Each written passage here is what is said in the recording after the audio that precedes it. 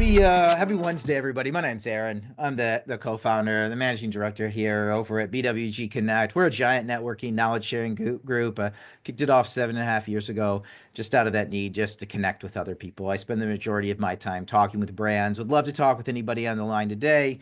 Anybody like to catch up if it's anybody new, just 30 minutes we sit down and kind of walk through what we're seeing across the networking group here as a whole, newest trends, strategies, pain points. And if you need any help with partner selection, we do a lot as a network, just filtering out, a lot of the people that are no good and just honing in on, hey, there are a few partners out there that are exceptional. And those are actually the partners we rely on to help sponsor events like this. The full day event we're doing in New York City next week. If you'd like to attend that, just let us know, or any of the dinners. We do close to 100 every year with the open invite to people. But I spend, like I said, the majority of my time talking to brands, and when the same pain points come up over and over again, or the same topics, we host a webinar like this, and this one is like that Cyber 5, the recap. So Udayan is a longtime friend. Like, we were just chatting, is doing this for 7 years now since we kicked this off.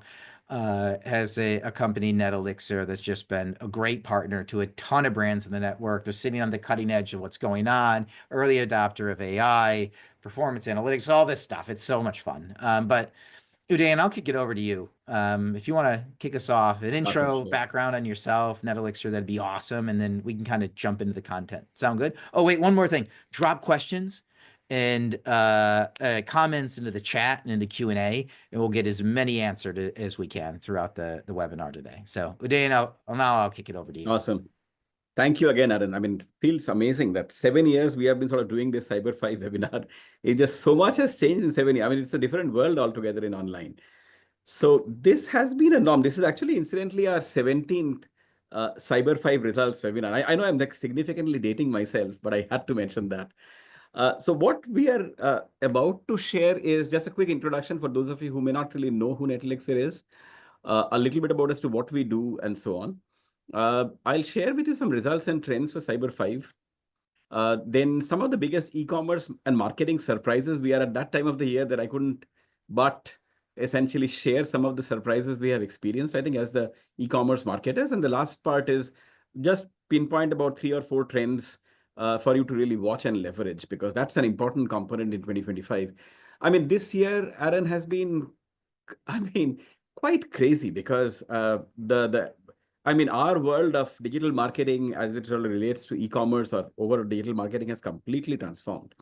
I mean, we have seen Google, the mega 800-pound gorilla, essentially struggle with some of these, all these anti-monopolistic rulings, etc., etc. And then there have been Gen AI.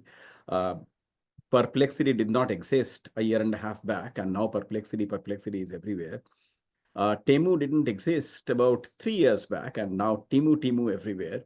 So it's just a very interesting and a very different landscape. So I go back to 2017, when the first time when we did it together, Aaron, and wow, there was no Temu. I mean, there was no Perplexity.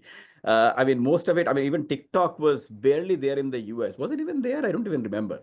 So it's fascinating. No, I don't think till like 2020 did it really start to take off, right? I mean, there was all the tech that was there, the digital retail media networks weren't there. And it's just all the new capabilities, right? And just when we think we start to maybe get our arms wrapped around them, like you're talking, like a Temu, a Shein, whoever it might be, TikTok is blowing up now. Yeah. So it's crazy. It wasn't hard enough for digital marketers, I know it keeps getting harder. It's complex. So I think, let me sort of get to the trends at the end. And there are some prophecies I'll make. I know I've sort of made a lot of forecasts on this one, but hopefully you'll enjoy this. But let me start with a quick introduction. We really have been going through a transformation phase ourselves as well. Started off as a search marketing agency, became more of a performance marketing agency. But over the last 2 years, we really have transformed into more of an AI-first digital agency. So we really use AI for 2 very simple things. One is we have really built a marketing operating system which uses OpenAI's API, and we have really built a security or privacy layer on top of this, and transported about 30% of all of the tasks that we do in campaign management specifically in the search advertising side, onto being done by all of these AI tools that we really have built. So that really has led to a significant boost in our productivity. So we are able to do a lot more with less. The second area where we have really built our AI is our own AI marketing platform. It's more of a marketing experimentation platform for e-commerce for Elixir Insights. We set up the product innovation lab at our office in India in 2017. And we wanted to just solve one fundamental challenge which is there in the industry, where a small percentage of online shoppers drive a big chunk of revenue. And we wanted to see if we can use a combination of predictive analytics and machine learning. So when I talk about AI, I'm talking about machine learning to predictably identify who's likely to be a high value shopper. And that, I think, was a big win for us when we finally were able to do it. And then sort of COVID struck. And we, at that point in time, really went through a big transformation in terms of utilizing your first party data and converting this into audience signals that you can really then really do as an input to Google and Meta and get them to find lookalikes. And we have been blown away. And I'll have some numbers shared with you as well. We are very fortunate, and I know quite a few of our UPS partners are joining on this call as well. This is our, we have recently completed 10 years of our partnership as a premier partner for UPS. It's called the Digital Connections Partnership. Very, very privileged to really partner with a wide range of UPS team members who have become more of friends, I think, rather than partners. We also are fortunate enough to be premier partners for Google. We are a part of the agency leadership circle, the top few agencies in North America: Microsoft, Meta, Amazon, Pinterest, and so on. And last but not the least, we have our own foundation. This is more of a nonprofit that we started about 8 years back, where we essentially, this is called the Udayan Foundation, and we founded in 2016, so it has been 7 or 8 years now. And we identified that there are a lot of girls in slums, specifically in a developing nation like India, who were, Aaron, essentially getting married away at the age of, after they completed their 10th grade, because their parents couldn't really support their education, the high school and college education. So we started very small. I mean, it still is very small. But at this point in time, after 8 years, we have been able to support about 36 girls. We sponsored their high school and college education, and then we really help them find a job.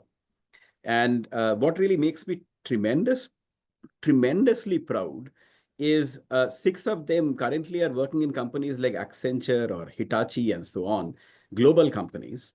And even further, and that's the reason I bring up this reference to 2017, when I first presented a slide on Udayan Foundation at the BWG event in 2017, I was really overwhelmed with the support from all the attendees who attended that Cyber 5 webinar that Aaron and I did in 2017. I think it was end of November, if I'm not wrong. And so thank you very much for your help. And we really go through a pretty, we take it very seriously. And our goal is to scale this operation to touch about 1,000 lives, 1,000 girls impacted by 2035. And your help can obviously sort of go a very long way in helping these girls come out from the slums. This is actually the houses that our team visits to really go ahead and meet with the parents and so on and so forth. And we really get these girls from. And it just is a very, very unique feeling. I don't want to belittle the word satisfying, but yes, it is extremely satisfying to see this particular thing that we had started off literally coincided with our first Cyber 5 event that Aaron and I did 7 years back with that. And again, a big thank you to the entire community. For those of you who are interested in knowing more and making a contribution, you can scan this QR code. We'll be happy to answer any questions as well. A little bit about me. I started the company along with my wife in 2004, literally out of our living room in India. And we really are living a dream. I mean, it has been almost 21 years now that we have been around. We are one of the larger independent digital marketing agencies in the US. I'm also very passionate about teaching and academics. I'm also fortunate to be an innovation fellow at Columbia Business School and a guest lecturer at Johnson School of Management in Cornell, the City University of New York in Baruch, and the Indian School of Business as well. And feel free to connect with me on LinkedIn as well. I am very, very approachable and accessible. I can assure you that. So with that, let me dive right into the Cyber 5 results and trends. Now, this I'll explain to you first as to what is the basis of this presentation. I mean, this is a real-time tracking which we do for NetElixir's clients. And effectively, this time we have extended it, Aaron. So it's not essentially Cyber 5. We have really evolved it to what we call the Cyber 12, because many of the Black Friday promotions this year actually started on the 20th and the 21st of November instead of just before Thanksgiving. And we have covered about 300 million website sessions this time. It's very highly segmented. Since we are tracking this data real time, we are able to track at the device level, channel level, and we have focused on about 8 verticals. And we also have used, as I mentioned already about Elixir Insights, our AI marketing platform. That really has helped us to gain an insight into the behavioral shifts also of these customers as well. And obviously very proud to present our 17th Cyber 5 results to all of you. So let me directly dive in. So when you talk about Cyber 5, Aaron, we saw an 8.2% year-on-year e-commerce revenue growth. This is essentially our database, effectively what we're getting in. Diving a little deeper and breaking it down into different regions specifically. Interestingly, we saw a significantly strong performance. Again, this is our customer base, may not be representative of what your customer composition is or what your business composition is.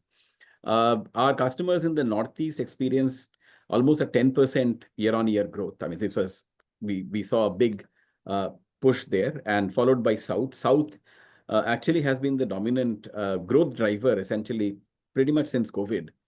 And this, I think, was an interesting one, primarily because this is the first time, I think, in the last 5 years that Northeast's year-on-year online sales growth has really surpassed the South's year-on-year online sales growth as well. Yeah, But so really overall, quick, are we able to share the slide deck? And then also a question comes through around email a link to this recording. So yeah, Aaron, we'll post this out to yes, YouTube so you can go absolutely, get yes. it. But then are we cool to just shoot around a 100%. copy? Okay, 100%. Yeah. awesome. So moving on to the next one, I now get it a little more intense, and Aaron knows, he wants me every time for getting too much data driven, but I can't help it. So I'll share with you the Cyber 5 category level trend, and these are the 8 categories we have tracked. Beauty and cosmetics actually had a decline, at least for our data set, of about 3%. So 2023 last year versus this year, Cyber 5 essentially was a 3% decline, moderate decline. Average order value was almost flat. Fashion and apparel, interestingly, saw an 11% year-on-year online growth. This is number of orders. The average order value, though, was lower. I'll get into one of the factors which I believe is driving this low average order value as well. And Aaron and I were just talking about it before this as well. Food and gourmet, about 10% year-on-year online growth. AOV, again, continued to be strong. Food and gourmet, I think this is the time where we are seeing at this point in time, probably getting to about 11% of the total food and gourmet sales, offline plus online. I think about 11% is what we are projecting is the contribution of e-commerce when it comes to this particular category. Just as a frame of reference, Aaron, this number was closer to about 4% before COVID. So 2019, if you really look at the food and grocery number, it's close to about, I think, 4 or 4.5%. We believe now that percentage is close to about 11%. So significant progress in terms of penetration. And again, there was a massive COVID bump, and we continue to see, specifically during the holiday season, this category do extremely well. On the gifting, we had about 9% year on year, again, very seasonal. Home appliance, 3%, so pretty flat, has been a couple of rather modest years for home appliance. Jewelry was a very strong 9%. And AOV also was pretty strong at 6%.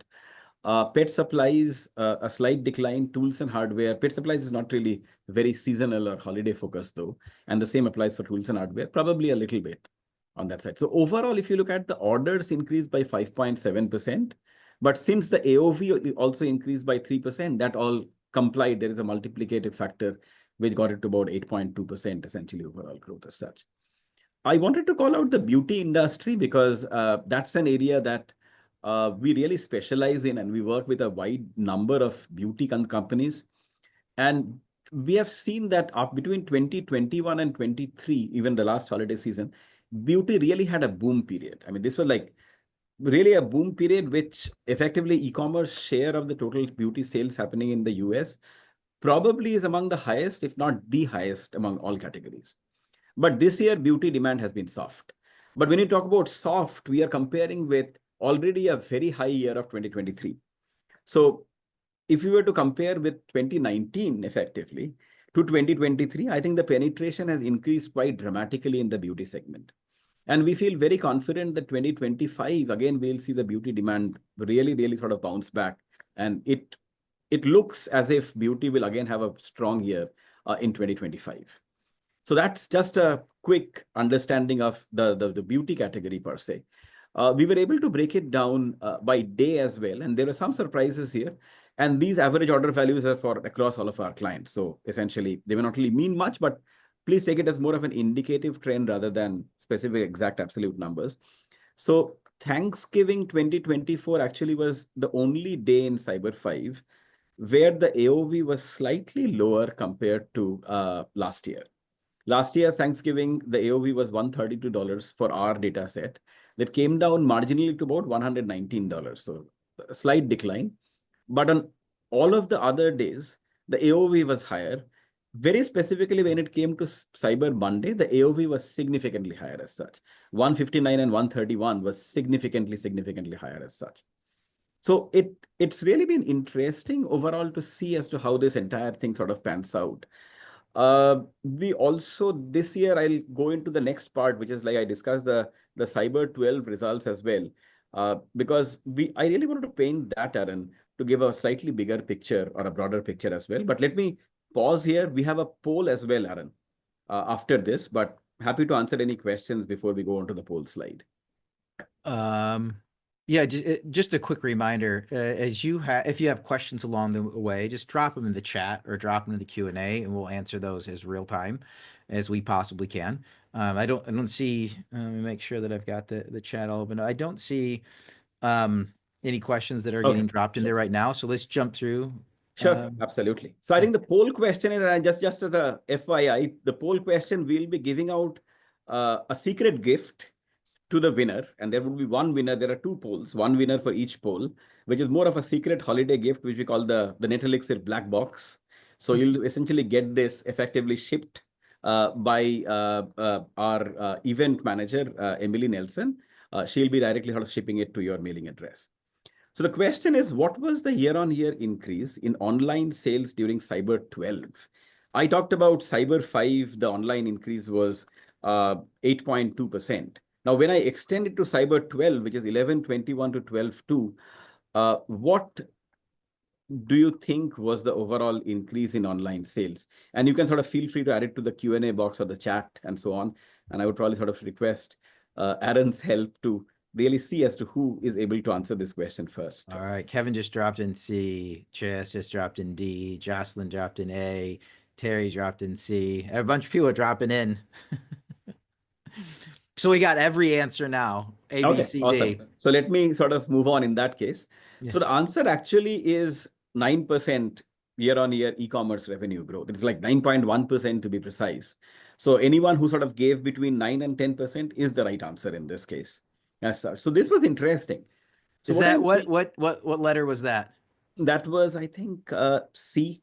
Oh, Kevin wins. Kevin wins. Awesome.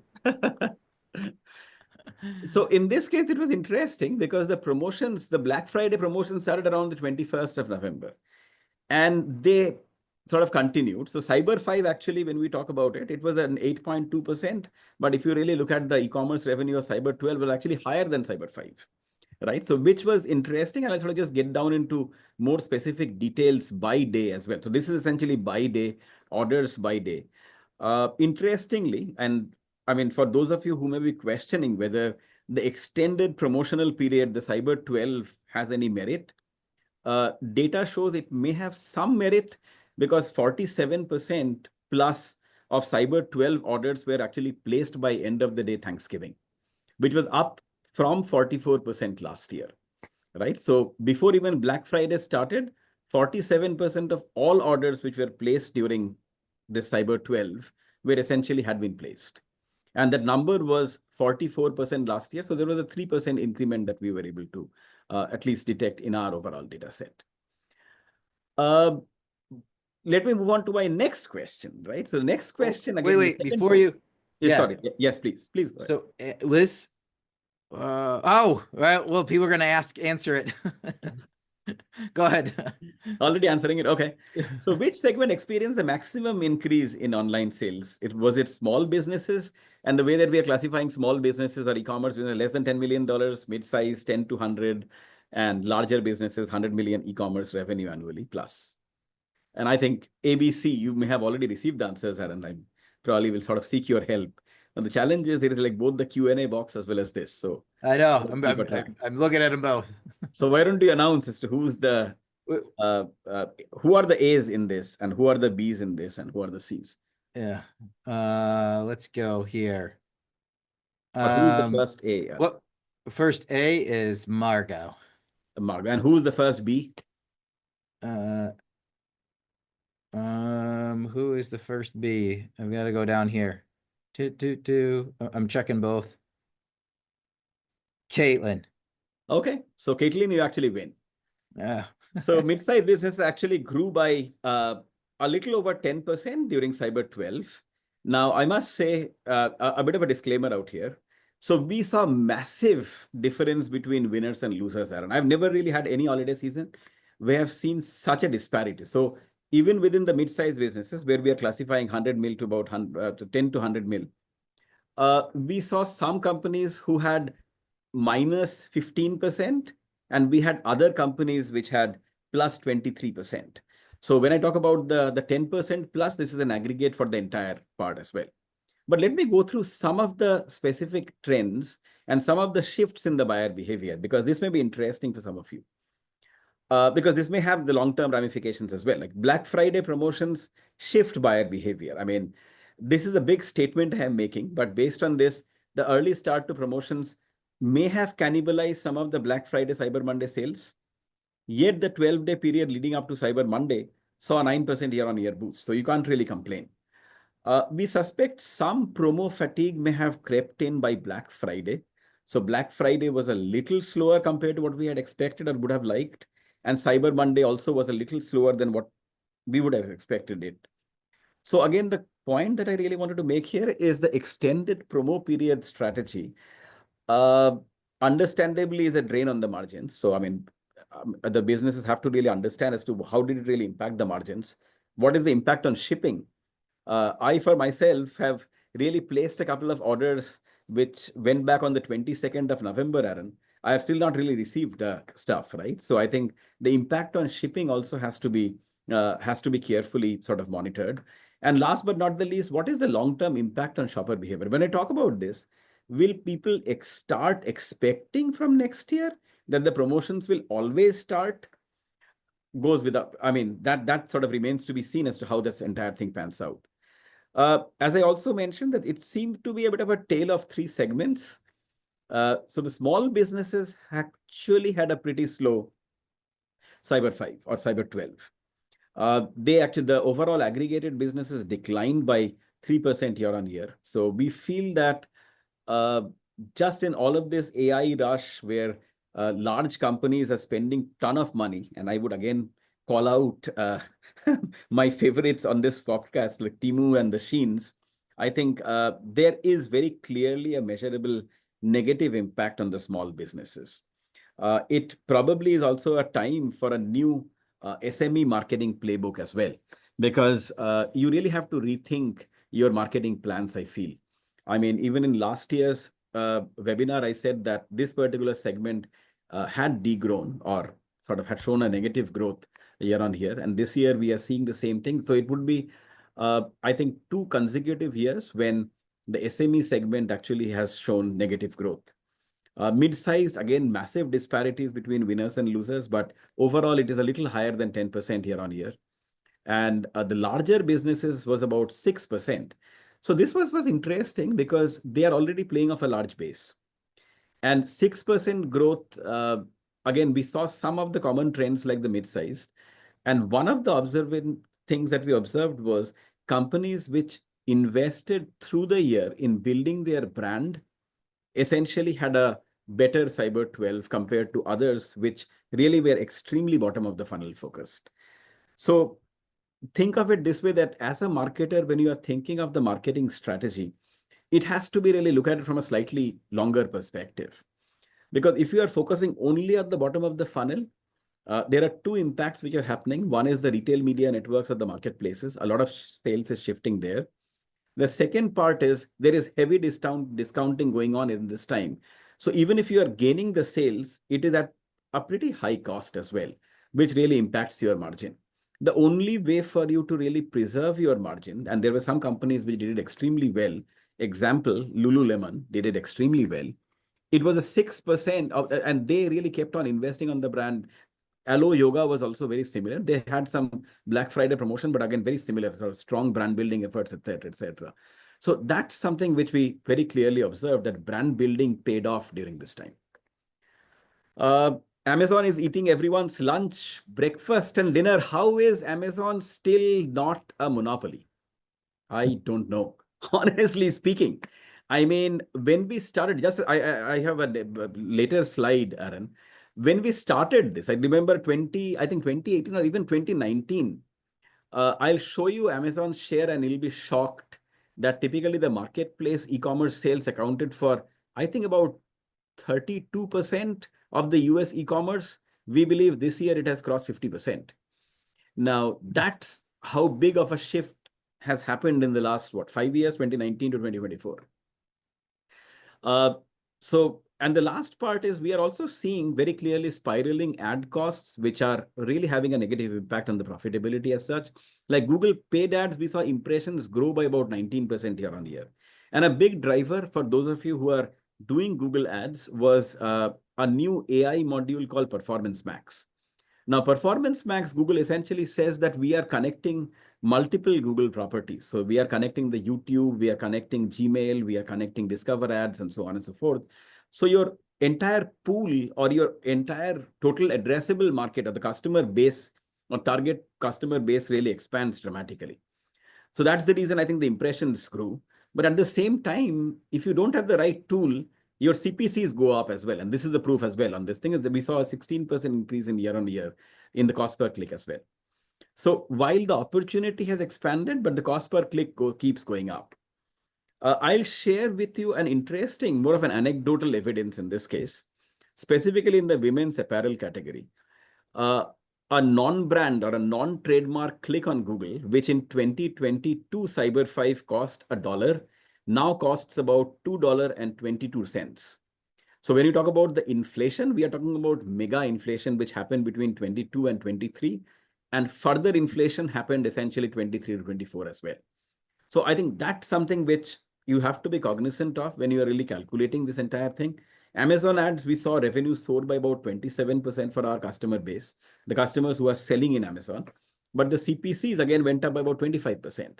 So again, the question is, I mean, what is that sustainable part? Because you're already probably giving about 20% of your margins to Amazon.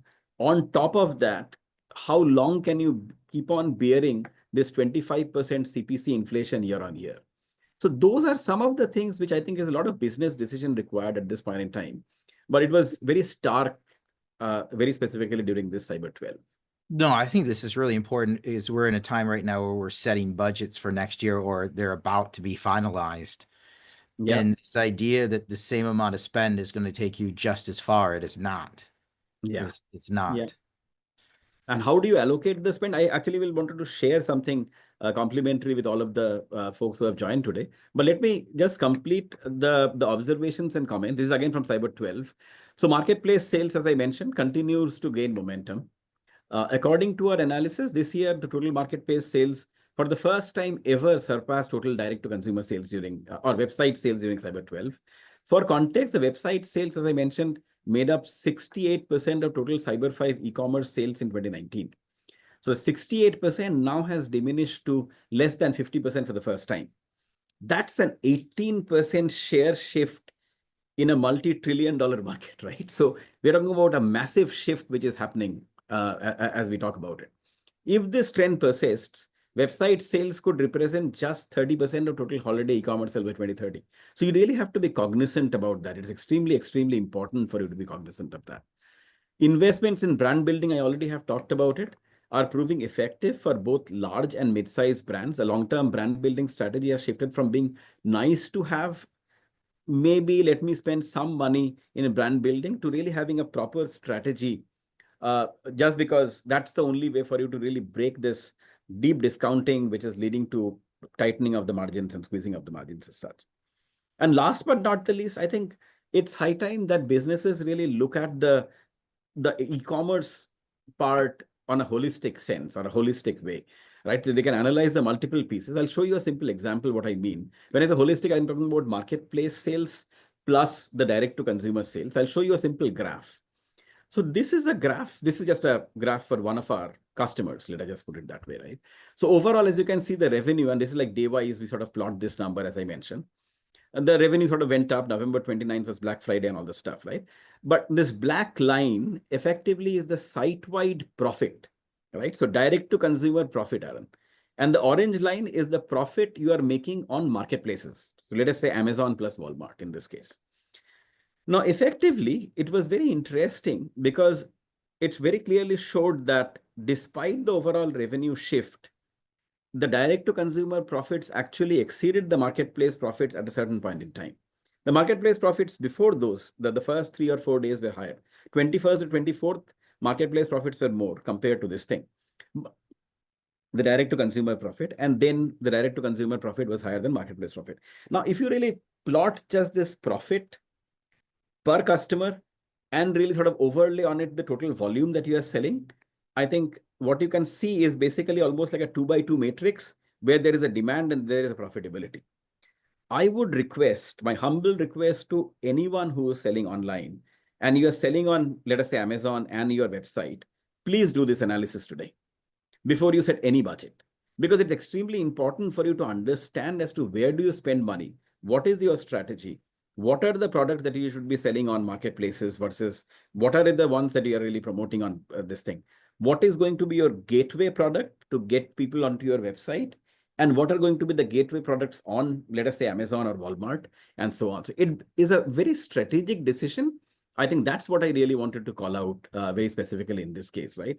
How does this chart look for your business? And I'm happy to share with you, I mean, one chart at the end of it as well. But the good news is only 50% of holiday shopping has happened so far, right? So 50%, and I'm talking about till about the second, till Cyber Monday. So 50% of holiday shopping will happen between the 3rd of December till, let us say, 23rd of December, right? So there is still time for you to really sort of make up for the lost ground if you have not really had a strong Cyber 12. And there are many companies who have not really had a Cyber 12, I'm telling you right now, right? So that's where I think that's the part as well. And this is the part, Aaron, you're talking about the budget and the marketing decision. But Yeah, before really, I go in, it's a dense one. Any really, questions, please? yeah, really quick. Just a question that popped Yeah. in. Just a reminder: if you have Yeah. questions, drop them in the chat or the Q&A, and we'll get to them. It says, besides Amazon and Walmart, what are the next 3 marketplaces to look out for that you're seeing? Depends on the category as such. Like, for example, grocery, I would highly recommend Kroger. Very strong. And essentially it depends. I mean, consumer electronics, Best Buy is very strong, the retail media network. Overall, Macy's has been on and off, depending, I think, as well. eBay has done well. So I think, so effectively, I think it is the first 2. Amazon probably has about 76% share of the total retail media networks, and add another about 7% for 7 or 8% for probably more for Walmart. So you pretty much have 85%. You just have to really play within these 2. Yeah. So, yeah. Awesome. So the next chart was, again, Aaron, to your point that you mentioned, that why the budgeting has to be done in a holistic manner. So I'm happy to share with all the CMOs on this call what I call a marketing effectiveness dashboard. And the reason I'm presenting this now, because I have seen in many cases budgets happen without really any referencing on the right KPIs to use. So over the last about 20 plus years, we have worked with close to 1,000 e-commerce companies. And based on this, we have really identified these 4 factors. The first one is revenue and growth contribution. The second is customer acquisition efficiency. The third one is customer retention and loyalty. And the last is ROI and budget efficiency. And these are some of the KPIs that you're going to use, right? So you would think this is something that you probably do. But I mean, if you are interested in getting this template sent to you, directly email me. I'm happy to really email this template to you. Of specific interest in this one, Aaron, are 2 very specific KPIs. The first one is contribution margin by customer.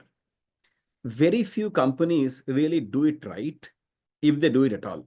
But that is something that we are seeing becomes more and more important when you are really coming up with a holistic strategy that decides how much should you invest on marketplaces versus how much should you be really investing on the direct-to-consumer website. The second one, which I talked about, is again, we have to talk about the customer acquisition efficiency. So this where I think understanding what is the true CAC or the customer acquisition cost becomes very important. And when you blend both of these, what does it really look like? Which is like marketplace plus total. So that's where I think that customer acquisition cost, when you really break it down, marketplace and total, and they really overlay on that the contribution margin by customer, you get a very interesting statistic. You would be able to see a very clear pattern or a trend that at some point in time, the customer acquisition cost makes it prohibitive for you to advertise on marketplaces. But we have still seen most of the companies never stop. They keep on advertising without having really too much cognizance and focus on how can we really sort of balance out the volume as well as the margin. So, I mean, if you are interested, I'm happy to sort of share the template that we have sort of come up with. Just email me. So with that, let me move on to the second part. This is, I think, a part on the biggest e-commerce and marketing surprises of 2024. And the first one I really wanted to call out, many of you may have already guessed it by now. We have talked it so much. Temu's quiet and determined market share capture in the US. The reason when I talk about quiet and determined markets, this is, by the way, from SimilarWeb. So source is SimilarWeb. Look at Temu's overall website traffic in October 2023. And look at the website traffic in October 2024, right? Do you see almost doubling of the e-commerce traffic, or I'm sorry, website traffic for Temu? And that's what I am talking about. And last year, everyone was talking about Temu. This year, there was not as much of a talk about Temu, other than for just one thing, which I'll sort of share shortly.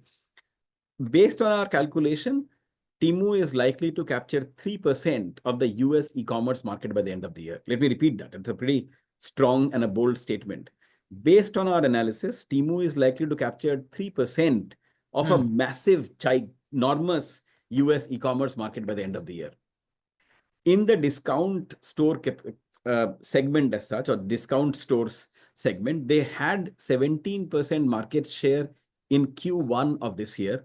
We believe that number is likely to cross 22% by the end of this year. Only the discount store, essentially, category and so on. And one of the things which I really wanted to point out, which I believe is a very interesting strategic move, is what Wall Street Journal reported about a month back, that Temu strategy seems to be now winning over the people who are advertising or selling on Amazon. So effectively, this is a classic situation where we call it typically the market penetration strategy. They used pricing, insanely low prices to really get penetration, had a distribution. Temu for a long time was the #1 downloaded app on Apple Store. And effectively, once they got the penetration, if you really look at the category-wise determination, the step 2 in the strategy was going ahead and deciding what categories will be significantly underpriced and what categories do they start to increase the prices on. Very methodical, very strategic. So at this point in time, 30% of the categories, the products that they are selling probably costs a lot higher compared to the same time last year. But what you see and what gets talked about is the 70% where they have preserved the low cost. Parallelly, they are now trying to build a marketplace of really getting the people who really sell and building their own marketplaces as well. And that's, I think, probably one of the big reasons why Amazon recently, less than a month back, launched Amazon Hall, because, I mean, this was something that Temu was just sort of running away with this particular market completely. So some of these are very observation, a lot of strategy which is playing out. And it's extremely important for you as a business to be cognizant and be prepared of this. Because whether you like it or not, it is sort of impacting your business. I mean, it is impacting your business. And you may not sort of realize it as much probably now, but you would sort of realize it enormously more in a span of a year or probably less than a year. The second one is the third-party cookie didn't really crumble. That was definitely a surprise because Chrome and Google had all of us sort of guessing about it since 2020. I think 2020 Feb is when they sort of announced that they'll be deprecating the third-party cookie, etc. It never happened, right? So what happened out here, right? I mean, again, I mean, no conspiracy theories, but I think it really happened very close to some of the DOJ rulings as well, which sort of came out as well. Probably, I think Google figured out that, I mean, they at this point in time, it is too much of a risk to do away with the third-party cookies, right? Probably, I don't know, right? So, but what it did was, in these 4 years is a long time. Lot of advanced marketers really jumped onto this first-party marketing bandwagon. And we are seeing these marketers perform exceedingly well and leave behind those who are still slow to have a first-party data strategy in place. So if there was one recommendation I would have for all marketers is, please have your first-party data strategy right now, right? Because already there are others that we have seen this holiday season, they have gained a significant advantage over those who have not really had thought about it. The third and the final one, I think the final one, probably as a surprise which came in, effectively is the AI chatbot shopping assistant, right? So we had first Rufus, which was launched, I believe, in Feb or March. And then there was Meta Llama. It was not really an AI assistant, but recently Perplexity last month came up with their AI-powered shopping assistant. And understandably, Google on October 15th came up with those things as well. So very clearly, I think the next frontier of customer experience or customer engagement is really going to be fought based on AI assistants, or what I call the hyper personalized shopping pretty much is here at this point in time. So these are, I think, the three. And the fourth one is just something through a process of testing we really found out. Many of our customers were struggling to really make any money profitably out of Performance Max. Performance Max is the AI module that was launched by Google in May of 2022. We built a rapid experimentation module, which we integrated within our technology called Elixir Insights. And we were able to, very interestingly, from a much wider pool, which Performance Max provided us, almost like predictably find and win new high-value shoppers. And they added about 8 to 10% more revenue for our customers for the same Google ad spend.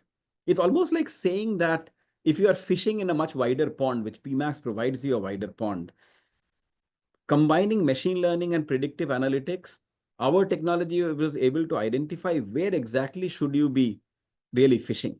And this is the technology I'm talking about is Elixir Insights.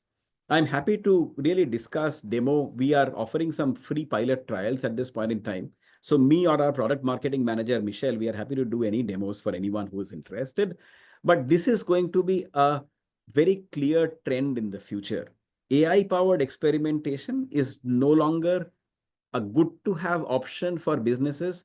It's a must to have option for very specifically this AI-powered, almost like a black box Google and Meta advertising landscape, if you are to really sort of profitably scale your campaign, because as you have seen, the CPCs are going through the roof.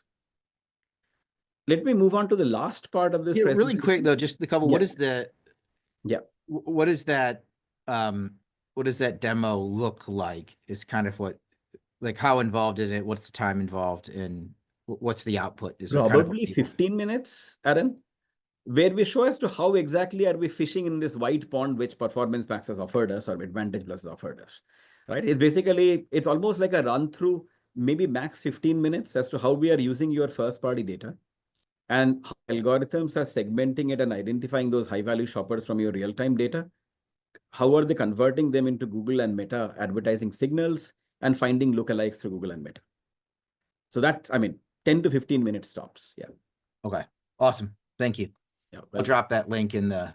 Sure. Yeah. In terms of 2025 trends, I'll just call out three, and these are important ones, or at least we believe these are important ones, and going to assume a different level of importance as well moving forward. The first one is a bold one, but I think social commerce's time has come finally. And what is going to be the driving that social commerce growth is going to be the AI shopping assistants. I mean, we have been talking about that social commerce is the next big thing, which never happens in a year, right? So finally, I believe, at least, based on the conversations I have had with my team at NetElixir, that social commerce time may very well be 2025. And a big chunk and a big driver would be the AI shopping assistants that personalize the shopping experience within the social media platform. So Meta will have their AI shopping assistant, which will really customize this entire conversation, and you'll sort of be directly engaged into social commerce right there. So that's, I think, the first prediction that we have for 2025. The second one is larger ad platforms, and we are seeing very clearly, and I gave the example of Elixir Insights, you asked me the questions, etc. Aaron, larger ad platforms like Amazon will use AI to convert their ad management platforms into black boxes. When I say black boxes, the simple growth driver is Google Performance Max and Meta Advantage Plus have very clearly demonstrated over the last 2.5 years the monetization benefits of opacity to other platforms. Just not taking off controls from the advertiser can really help you increase overall cost per click. I gave the example of this women's apparel company where the non-trademark term, which was a dollar cost of $2.22 now, right? So that's what I am talking about. It's massive. And there is no reason why Amazon will not really sort of jump into creating their own black box module. And the only way for breaking that black box is you really have to resort to AI-powered experimentation technologies like Elixir Insight. You just don't have an option. The third and the final one is a big one. We believe omnichannel experiential marketing is here. And the combination of AI along with AR, VR, plus all the advancements to the devices, Zuckerberg was jumping in joy with the Ray-Ban sort of an integration of their AR, VR, and so on and so forth. We'll see a lot more of that advancement sort of continue. And I know this was one of the predictions I felt was ready for 2024, but I'm pretty confident that AI really takes it to the next level now, because it sort of brings these advantages of smart personalization and convenience to make AR, VR more relevant and useful. So we are calling this entire process omni-channel experiential marketing, whereby marketing transforms from being a batch process to being in the moment process. It's almost like what Google named at some point in time the moment of truth, at the zero moment of truth. At that point in time, the customer makes decisions. We have seen multiple queues as well. There has been within the Google, some of you may have noticed this AI overviews, right? Which is the AI generated responses which Google comes up and so on. So all of these at some point in time will converge. And we believe 2025 is the year when AI, along with AR, VR, and the device advancements, will bring omnichannel experiential marketing. And that's going to be the next frontier of digital marketing, or I wouldn't say even digital marketing. I would say just omni-channel marketing, because it would be physical in stores, it will be digital, it will be pretty much everywhere marketing essentially. So those are the three predictions. Again, all of the three are pretty big and bold predictions, Aaron, as well. I know we are about 8 or 9 minutes to the time, but just wanted to share all of this stuff and really wish all of you a very happy holidays from me and my team at NetElixir. And if you are interested to have a conversation about your 2025 growth marketing plan and really want to future proof, because marketing, as Aaron mentioned to start off this webinar, is going through a massive quick change. And it sometimes can get extremely overwhelming for businesses to really deal with so much change, right? Because you can't really keep on adding resources and growing the team and then sort of learning to find out that what they have learned is already sort of, this is what we do. This is our job at NetElixir. So if you have any questions at all, we'll be happy to offer you a complimentary consultation session. You can just email me at udayan@netelixir.com. So with that, I sort of get to the end of our 17th Cyber 5 webinar and our 7th one in succession with Aaron at BWG. So thank you. Yeah, Dan, it's awesome. I do agree with that last one. I think AI is moving so fast now, the advancements we have. I do think Amazon, they've opened up the marketing cloud, but I think they're learning a lot with it right now. And if they can optimize the paid media spend, I think brands will jump in on it for sure. Man, this has been fun. If there's any other questions, drop them in the chat or drop them in the Q&A. We can be sure to get to them. But also, Udayan, this has been so much fun. Thanks for being such a great friend, partner, supporter of the network, and a ton of brands in it. Everybody, I did put the connection link there in the chat. to sign up for that quick 15-minute demo of Elixir Insights. That's, I think, worth taking a look at for sure. We'll make sure when we post this out to YouTube, that everybody will get a link to be able to watch that. We will connect you with Udayan, so he can shoot you over a copy of this slide deck as a whole, the most recent one that he has. Can you share any insights into how B2B markets have reacted versus B2C? So overall, we have seen B2B fluctuations a lot milder compared to B2C. And I think I'll sort of relate it to, and I give an example as well. I think, Jackie, you posed this question probably. You said that, do you believe the new launch of Amazon Hall will have an impact on Temu? It was an interesting one, Jackie, primarily because when you really look at the strategy which Temu seems to be playing, I've sort of broken down into three phases, right? The first is absolutely rock bottom prices on all products, then shifted to about 30-70 split, 30% sort of increase the prices, 70% low, but attack the sellers. So what Temu is doing is a classic playbook where it is trying to open Amazon up, right? So if you really compete against a giant, let us say, or in this case, probably an 8,000 pound giant, effectively, you can't directly sort of take it head on, right? You really have to maybe sort of poke a needle here and poke it there and so on and so forth. And I think that's what Temu has been very successful in doing. We have not had such instances on B2B. So again, sort of that's where I sort of connect both the B2B and B2C. In terms of the impact, Amazon Hall, I think is something which I am seeing probably the second time. The first time Amazon was not very successful. What you see today as the Amazon marketplace or the search, the Amazon search bar and so on, that used to be called A9. I don't know, Aaron, if you remember A9 in 2004 and 2005, Yeah. which was Amazon trying to compete with Google directly, right? It was a bit of a defensive reaction and Amazon failed miserably. But Amazon, being Amazon, they sort of repurposed it and they sort of came back on a different route, right? So they actually used that strategy extremely well to open up Google.